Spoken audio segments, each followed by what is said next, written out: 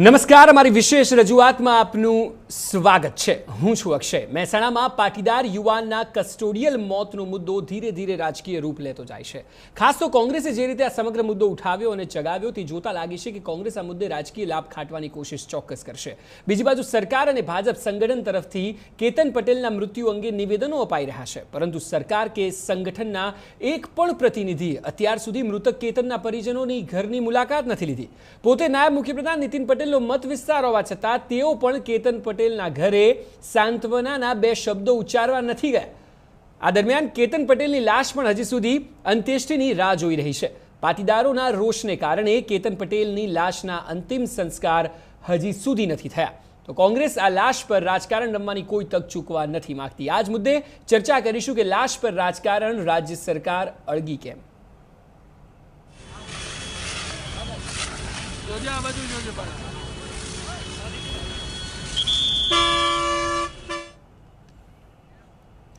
ચર્ચા શરૂ કરતા પહેલા અહીં કેટલાક સવાલો ઉઠી રહ્યા છે, તેના પર નજર કરીએ તો સવાલ નંબર 1, શું કેતન પટેલનું કસ્ટોડિયલ ડેથ રાજકીય મુદ્દો બની જશે? સવાલ નંબર 2, કેતન પટેલની લાશની અંત્યેષ્ટિ કેમ નથી કરવામાં આવી રહી?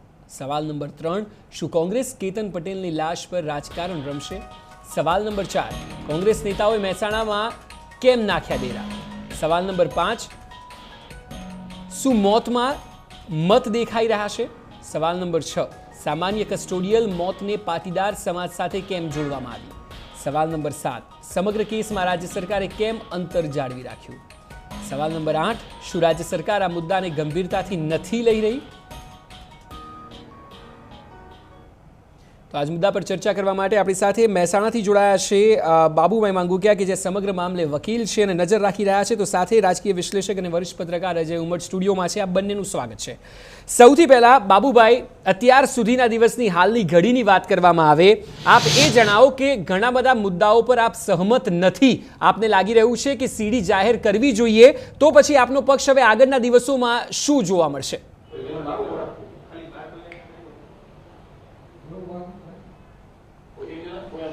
અત્યાર સુધીની જો ઘટના આપણે જોઈએ તો તારીખ 31/5/2017 રોજ ભરતભાઈના ગલ્લામાંથી 9,500 રૂપિયાની કહેવાતી ચોરી થઈ છે, જેની ફરિયાદ તારીખ 3/6/2017 રોજ રાત્રિના 9:30 કલાકે નોંધવામાં આવી છે। જી, આ ફરિયાદ નોંધાયા પહેલા 1/5/6/2017 રોજ એમના ઘરેથી, એટલે કે કેતનના ઘરેથી, એના સોસાયટીના નાકા ઉપર બેઠેલો કેતનને ઉઠાવી જવામાં આવે છે।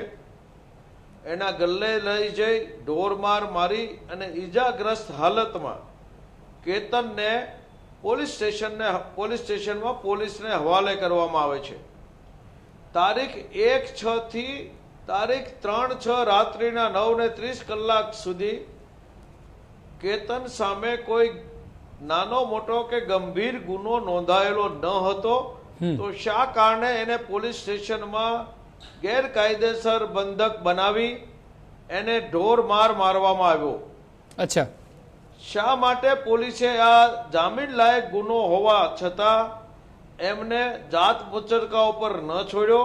કે શા માટે પોલીસે એમને જાણ કરીને એમ ન કહેવામાં આવ્યું કે અત્યારે તને 4/6/2017 રોજ રાત્રે 8 કલાકે મેજિસ્ટ્રેટ સાહેબના ઘરે રજૂ કરવાનો છે, તારા જામીનને બોલાવી લે?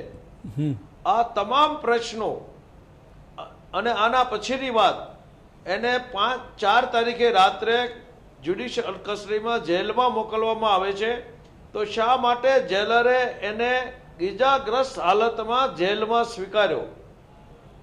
જેલમાં સ્વીકાર્યા પછી જેલરે શા માટે એની, જ્યાં સુધી એ ગુજરી ન ગયો, he was brought almost dead before in the hospital, શા માટે એની સારવાર કરવામાં ન આવી? કસ્ટડીમાં રાખવામાં આવ્યો ત્યાં સુધી શા માટે એની સારવાર કરવામાં ન આવી? એટલે આના માટેની એક પૂરા ષડયંત્રની તપાસ થવી એટલા માટે જરૂરી છે કે 9,500 રૂપિયાની સામાન્ય ચોરીમાં પોલીસ કોઈને આંગળી નથી અડાડતી. કેતન કોઈ રીઢો ચોર કે કોઈ રીઢો ગુનેગાર નથી. તો શા માટે પોલીસે એને માર માર્યો? કોની સોપારી લીધી? કોના કહેવાથી માર માર્યો?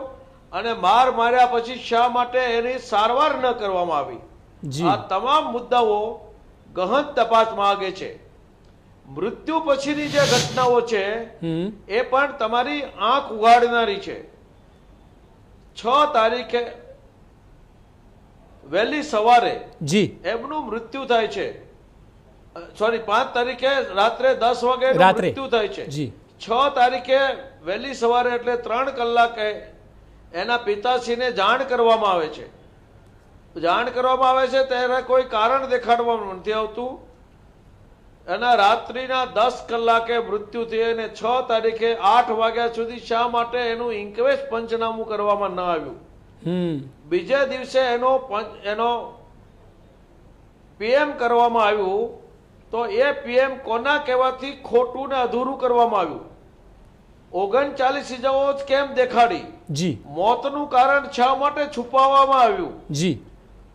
અને શા માટે એની વિડીયો સીડી આજ દિવસ સુધી સરકાર આપતા ગભરાય છે? કયું કારણ છે સરકારને ગભરાવાનું કે એમના પોસ્ટમોર્ટમની વિડીયો સીડી સરકાર આજ દિવસ આપતી નથી? નામદાર કોર્ટનો હુકમ હોવા છતાં જે હુકમ સરકારના અધિકારી એટલે કલેક્ટરશ્રીએ પોતે મેળવેલો હોય અને એની સામે જ એને અપીલ કરવી છે એવું આજનું વાનું કરે અને આજ દિવસ સુધી મને વિડીયો સીડી નથી આપવામાં આવતી. બાબુભાઈ, સરકાર તરફથી સરકારનું શું કહેવું છે? સરકારી વકીલ આખરે કઈ દલીલ આગળ રાખી રહ્યા છે કે સીડી જાહેર નથી કરાતી? અને કોની સોપારીથી કેતનનું કસ્ટડીમાં ખૂન કરવામાં આવ્યું? આ હકીકતની સીબીઆઈ દ્વારા તપાસ ન થાય ત્યાં સુધી એના મૃતદેહને અંતિમ વિધિ કરી દેવામાં આવે તો આ નિંભર સરકાર પછી ક્યારેય કરવાની નથી. શ્વેતાંગના કેસમાં પણ સરકાર જી બિલકુલ. બાબુભાઈ, આપે આપનો પક્ષ રાખ્યો પરંતુ આપણી સાથે અજયભાઈ સ્ટુડિયોમાં ઉપસ્થિત છે. અજયભાઈ, આખા કેસને સમજવામાં આવે કે જે પ્રકારે કોંગ્રેસે પણ પ્રદર્શનના કાર્યક્રમ યોજ્યા અને કારણ કે પાટીદાર યુવક છે એટલે મુદ્દો ચગવાનો એવા ચોક્કસ છે. આપને શું લાગી રહ્યું છે આ સમગ્ર કેસમાં રાજકીય લાભ ઉઠાવવાનો પ્રયત્ન થશે? થશે નહીં. આ સમગ્ર કેસમાં રાજકીય લાભ ઉઠાવવાનો પ્રયત્ન થઈ રહ્યો છે, એમાં કોઈ બહેમત નથી. પરંતુ એમાં હું કંઈ અજુગતું પણ જોતો નથી. એટલા માટે કે બાબુભાઈ માંગુકિયાએ જે પ્રશ્નો ઉઠાવ્યા છે એ પ્રશ્નોના જવાબ સરકારે અથવા તો વહીવટીતંત્રે અથવા તો પોલીસ અધિકારીઓએ આપવા જોઈએ. મને સમજાતું નથી કે પોસ્ટમોર્ટમ કરવામાં શા માટે વિલંબ થવો જોઈએ, ફરિયાદ લેવામાં શા માટે વિલંબ થવો જોઈએ. કોઈ પણ વ્યક્તિ જો ગુનેગાર છે તો એ ગુનેગાર છે. ગુનેગારને કોઈ જાતિ, ધર્મ કે જ્ઞાતિ સાથે જોડવો મને ઉચિત લાગતું નથી. કોઈ વ્યક્તિએ ચોરી કરી હોય તો એને કાયદાની રૂએ જે કલમ હેઠળ જે સજા થતી હોય એના માટે તમારે પકડીને એને મેજિસ્ટ્રેટને હવાલે કરવો જોઈએ. જે બાબુભાઈ વાત કહી રહ્યા હતા કે એને ગલ્લેથી ઉઠાવી અને માર્યો, તો એને મારનાર કોણ હતા? મારનાર પોલીસ હતા કે ત્યાંના સ્થાનિક કેટલાક લોકો હતા કે જે ગલ્લાવાળાને ત્યાંથી ચોરી કરી હતી એ માલિક હતો? એ માલિક ખરેખર પોલીસનો બાતમીદાર હતો એટલા માટે પોલીસ બાતમી છુપાવવાની કોશિશ કરી રહી હતી? આ અંગે તપાસ થવી જોઈએ. અને જે એમને કહ્યું કે ભાઈ 3જી તારીખે ફરિયાદ નોંધાઈ, 31મીનો ગુનો છે અને અનફોર્ચ્યુનેટલી 5મી તારીખે રાત્રે આ ઘટના થઈ, તો પોસ્ટમોર્ટમ કરીને એને લો એન્ડ ઓર્ડરની રીતે એને જે થતું હોય એ કરવું જોઈએ. એકચ્યુઅલી જો આ 5મીની રાત્રે ઘટના બની અને એ ઘટનાને છુપાવવાની કોશિશ ન કરી હોત, એના પરિવારને તરત જાણ કરવામાં આવી હોત, આ બેલેબલ ઓફેન્સ છે, એમાં તો તરત જામીન મળી શક્યા હોત, પરિવારને જાણ કરીને બોલાવી દીધી હોત તો આ ઇસ્યુ આખો જગત જ નહીં. અને બાબુભાઈ માંગુકિયાને પણ ત્યાં 3 દિવસ જવાની જરૂર ના પડત, કોંગ્રેસના નેતાઓને પણ જરૂર ના પડત. ને કોંગ્રેસના નેતાઓ ગયા, ભાજપના નેતાઓ ના ગયા. આ કે પટેલ સમાજનો ઇજારો માત્ર કોંગ્રેસે લીધો હોય એવું પણ માની લેવાની જરૂર નથી. આ એક simple plain and simple law and ઓર્ડરનો કેસ છે કે એક પટેલ જ્ઞાતિના યુવાને, તમને નવાઈ લાગશે અક્ષયભાઈ, કે છેલ્લા 1 વર્ષમાં 60 થી 65 લોકો કસ્ટોડિયલ ડેથમાં મરી ગયા છે અને એ બધા જ પોતપોતાના મા બાપના ખૂબ જ પ્યારા સંતાનો હશે. કોકે આવી નાની મોટી ચોરી જ કરી હશે, એના કારણે જ કસ્ટોડિયલ ડેથમાં મૃત્યુ પામ્યા હશે, કે કોકના મા બાપ નહીં આવ્યા હોય જામીન આપવા માટે. એ તમામ કિસ્સામાં કોઈ પણ જગ્યાએ કોંગ્રેસના નેતા કે ભાજપના નેતા ગયા નથી. પરંતુ ચૂંટણી ગુજરાતમાં આવી રહી છે, પટેલ જ્ઞાતિનો યુવાન છે એટલા માટે અત્યારે કોંગ્રેસવાળા બધા પહોંચી ગયા છે અને ભાજપ ખબર નહીં કેમ આનાથી એક અંતર છેટું રાખે છે. પણ મેં જોયું છે કે ઉના કાંડમાં પણ તમે જુઓ તો દલિત યુવાનને જે મારનાર હતા એ કોઈ ભાજપ સરકારના પદાધિકારીઓ નહોતા. તમારે શા માટે અંતર રાખવું જોઈએ? એને પોલીસે પોતાની કાર્યવાહી કરવી જોઈએ. અને આમાં ઉપરથી સૂચના લઈશું, નીચેની સૂચના લઈશું, ડીએસપીને પૂછવું, એની કંઈ જરૂરત નથી. તમે કાયદાનું કામ કરે તો મને નથી લાગતું કે આમાં કોંગ્રેસના નેતાઓએ આ એફઆઈઆર કરાવવા માટે, વિડીયો ઉતારવા માટે અને બીજી વખત પંચનામું કરાવવા અને બીજી વખત પોસ્ટમોર્ટમ કરાવવાની જરૂર પડી હોત. એ લોકોનો પણ કાયદાનું કામ નથી કર્યું. એને કારણે તમે જુઓ, મને દુઃખ એ વાતનું થાય છે કે એક યુવાન બિચારો 31મી તારીખે પકડાયો, 3જી તારીખે પકડાયો અને આજે 11મી તારીખ થઈ. હજુ સુધી એનો મૃતદેહ જે છે એ રજડી રહ્યો છે. 2 વખત પોસ્ટમોર્ટમ થઈ ચૂક્યા છે. હવે સીબીઆઈની તપાસ થશે કે નહીં થાય ત્યાં સુધી એનું અંતિમ વિધિ નહીં થાય. મને લાગે છે બહુ શરમજનક ઘટના છે. બિલકુલ શરમજનક ઘટના છે. સવાલ એ પણ છે કે સરકાર પર જે પ્રશ્નો ઉઠી રહ્યા છે અને બાબુભાઈ જે કહી રહ્યા છે, સૌથી મહત્વની બાબત એ છે કે આખરે સીડી જાહેર કરવામાં કેમ સરકાર ના પાડે છે, શું કારણો તેની પાછળ જવાબદાર છે? આ તમામ મુદ્દાઓ પર ચર્ચા કરીશું. એ પહેલા હાલ દઈશું એક બ્રેક.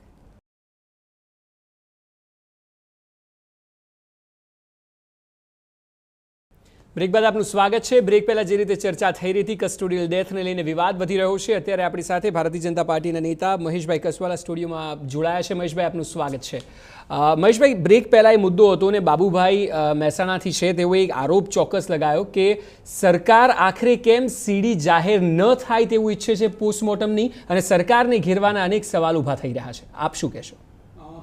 બાબુભાઈએ જે વાત કરી હશે મેં સાંભળી નથી, પણ જે રીતે ગુજરાતની અંદર કોંગ્રેસ દ્વારા અરાજકતાનું વાતાવરણ, દંભી વાતાવરણ, કોમ વચ્ચે વેરઝેરનું વાતાવરણ, જે પ્રકારે જે કોંગ્રેસ 1990 પહેલાં કરતી હતી એનો અસલી ચહેરો આ ગુજરાત વિધાનસભાનું ઇલેક્શન જેમ નજીક આવે છે એમ દેખાતો જાય છે.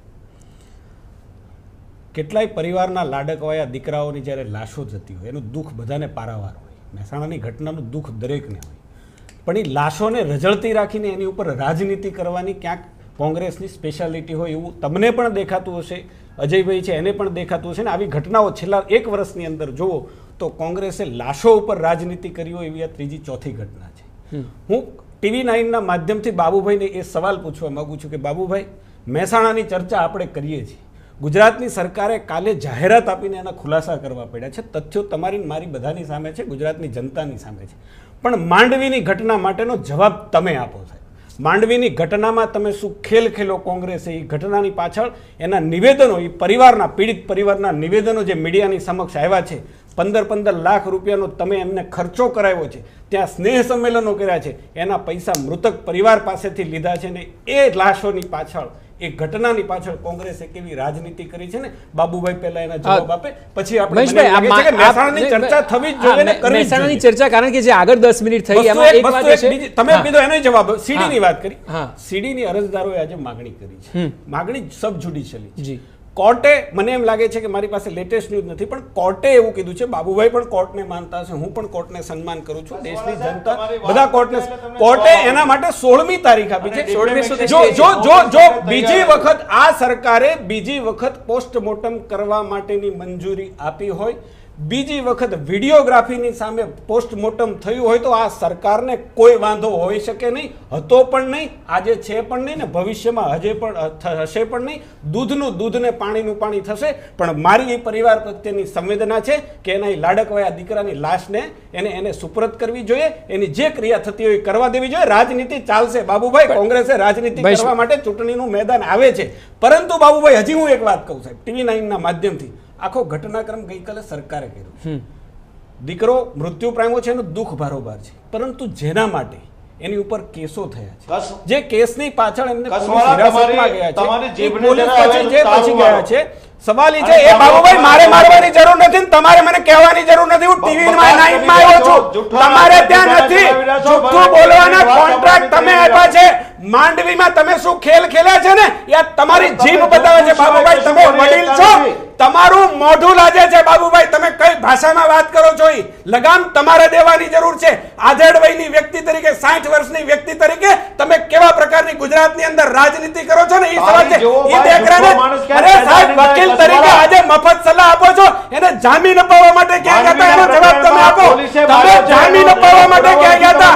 આજે લાશ ઉપર રાજનીતિ કરો છો ઉપર બળાત્કાર માંડવીમાં તમે જે રાજનીતિ કરી તમે તવાદારને પકડી લીધી જતા એ હકીકત નથી બાબુભાઈ નિમ્ન કક્ષાની આજે કસ્ટોડિયલ ડેથમાં પોલીસ કસ્ટડીમાં મારી નાખવાનો આવ્યો એનો કોઈ જવાબ છે તમારી પાસે સામે આવી ગયું છે તમારી સાંભળવાની તૈયારી નથી મારી નાખવાનો જવાબ છે તમારી પાસે સામે વાત કરે છે વસ્ત્રાલમાં બાપ દીકરાને તમારા પીઆઈ સોલંકીએ પોતાની રોડ લાજો છો મારી નાખ્યા એનો જવાબ છે તમારી પાસે તમે કાયદો પંચનામું કોના જવાબથી ખોટું કરવામાં આવ્યું આ દેશની શા માટે 39 તમે જામીન કેમ નહોતા આપ્યા? બાબુભાઈ હજી તમને અને વિનય મારી સાથે સામે કહું છું કે તમે પૈસાના માંડવીનો આક્ષેપો જવાબ આપો કરતા બાબુભાઈ. તમારી જાતને તમારામાં દેખી લો, તાકાત હોય કાચમાં તો મોઢું જોઈ લો, માંડવીનો જવાબ આપો. તમારી જો આ ખાનગી દેશની વાતો જાહેર થઈ જાય તો રાજનીતિમાં તમારા માટે જ્યાં રોડ પર બહાર આવવું ગુનાખોરી થઈ મુશ્કેલ છે, થશે. ત્યાં પોલીસે જે પગલાં મારી લીધા સામે છે, પૈસાનો ત્યાં આક્ષેપ કોઈ કરતા જ્ઞાતિ પહેલા 10 કોઈ વખત જ્ઞાતિને વિચારજો. જોઈને નથી લીધા અને અને એક જ્ઞાતિને પણ માણસ જોઈને આ પોલીસ દુનિયાનો એમ કાર્યવાહી બતાવે કરે તો આ દેશની કે મેં એક કાયદો અને રૂપિયો કોઈની વ્યવસ્થા પાસેથી અજયભાઈ માંગ્યો એના છે. ઉપર પ્રકાશ પાડશો ક્યારે એક એને રૂપિયો જળવાઈ કોઈનો શકે? ખાધો છે, તે દિવસે હું આ જાહેરમાં વાત ગળા બાબુભાઈ, ફાડીને તમે કહી બાબુભાઈ, છે, શું તમે નાનો બાબુભાઈ, નાનો મહેશભાઈ, તમને દબાવવાની મહેશભાઈ, આપે ટ્રાય આપની ના વાત કરો. રાખી. અજયભાઈજી, આપ શું જણાવ્યું? ચોક્કસ મેં આ ચર્ચાની શરૂઆતમાં પણ કહ્યું હતું કે કોઈ પણ વ્યક્તિએ જો ગુનો કર્યો હોય તો એ ગુનેગાર છે. ગુનેગાર છે એની જ્ઞાતિ, એની જાતિ, એનો ધર્મ ના જોવો જોઈએ. કાયદો કાયદાનું કામ કરે. એ વ્યક્તિ જે ગુનામાં પકડાયો હોય એ ગુનામાં એને સજા થવી જોઈએ. એના માટે એને જ્યુડિશિયલ મેજિસ્ટ્રેટ સમક્ષ સમયસર રજૂ કર્યો ના કર્યો, જેલર સમક્ષ એને જ્યારે રજૂ કર્યો ત્યારે એ ઈજાગ્રસ્ત થતો અરે પણ એ બધો ગોધરાના તપાસનો મૃતકોના એ બે તપાસ મૃતદેહ તમે અહીંયા અમદાવાદમાં લાવીને લાશ ઉપરનું રાજકારણ કરનારાઓ મને તમે શીખવાડી રહ્યા છો અત્યારે? જી બાબુભાઈ, આપે આપનો પક્ષ રાખ્યો, પરંતુ બાબુભાઈ એક મિનિટ અજયભાઈ, એક મિનિટ મારી વાત થોડું સાંભળો બાબુભાઈ કે બાબુભાઈ મારી વાતનો મુદ્દો એ જ હતો. તમારા બંનેની પોલિટિકલ ચર્ચામાં હું નથી પડતો. મારો મુદ્દો બિલકુલ સાફ હતો કે કોઈ પણ વ્યક્તિ જ્યારે પકડાય, કસવાલાને તમે ક્યાં લઈ આવો છો? હું ક્યાં કસમાલન નથી લાવતો બાપુ. હું તમને ખાલી બાબુભાઈ એટલું જ કહું છું, મારો મુદ્દો બહુ સ્પષ્ટ છે કે કોઈ પણ વ્યક્તિ, માન લો હવે કાલે ઉઠીને કોઈ વ્યક્તિ ચોરી કરતા પકડાશે કે લૂંટ કરતા પકડાશે એટલે પહેલા પોલીસ પૂછશે તું પટેલ છે તો ભાઈ હું તને નહીં પકડું, કારણ કે પછી મારી સામે સીબીઆઈ ઇન્ક્વાયરીની માંગણી થશે. આ પ્રકારે ના હોય. તમે ગુજરાતમાં લો એન્ડ ઓર્ડર સાચવવાનો હોય તો કોઈ પણ વ્યક્તિ પકડાયો ત્યારે એની જ્ઞાતિ, ધર્મ, જાતિ કશું જ ના જોવું જોઈએ. એને શું ગુનો કર્યો છે, એની સામે પોલીસે યોગ્ય કાર્યવાહી કરી છે કે નહીં. જો પોલીસ એની કાર્યવાહી કરવામાં ચૂક થઈ હોય તો મહેસાણા પોલીસને કે જે પીએસઆઈ કે પીઆઈએ ચૂક કરી હોય એની સામે પગલાં લેવા જોઈએ. જેલરે ન કરી હોય તો એ, અને આ મેજિસ્ટ્રેટ સમક્ષ એને શું નિવેદન આપ્યું છે એ બધું તથ્યો મૂકી અને એની સામે જે ઇન્ક્વાયરી કરવી હોય થવી જોઈએ. પણ મને એક જ વાતનું દુઃખ છે કે એની ડેડ બોડી આટલા દિવસથી રજડે છે, એની અંતિમ ક્રિયા કરવી જોઈએ. મને એવું લાગે છે કે કોઈ યુવાનની લાશ 7-7 દિવસ સુધી 8-8 દિવસ સુધી પડી રહે એ ઉચિત નથી. આટલો મારો એક મુદ્દો છે જે ઇમોશનલ છે.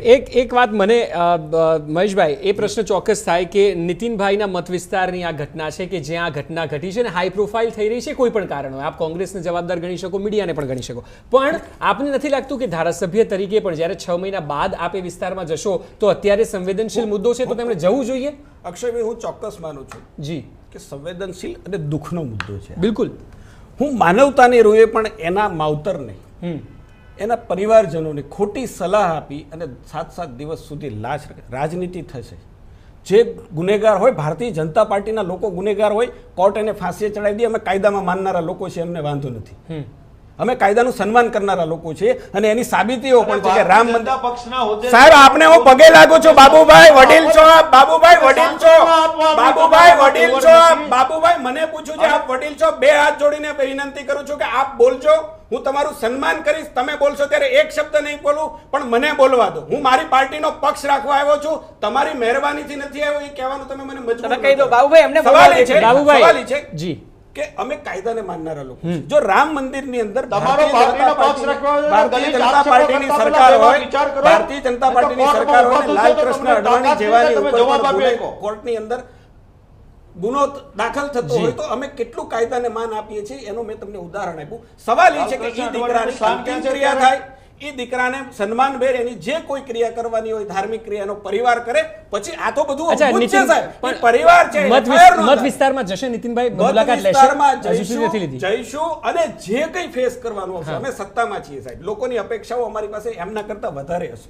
અમે જાણનારા લોકો છીએ અને અમે કામ કર્યા છે એના આધારે જ્યાં મુશ્કેલીઓ હશે તેનું સમાધાન કરીને પણ ચૂંટણી હિંમતભેર લડીશું, લોકોની સાથે રહીએ છીએ એટલે લડીશું.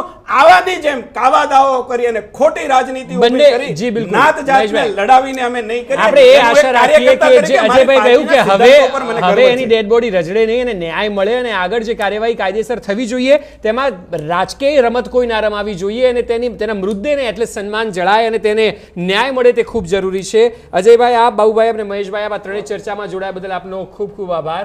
તો અમારી વિશેષ રજૂઆતમાં હાલ બસ આટલું જ. વધુ સમાચાર માટે આપ જોતા રહો TV9. નમસ્કાર.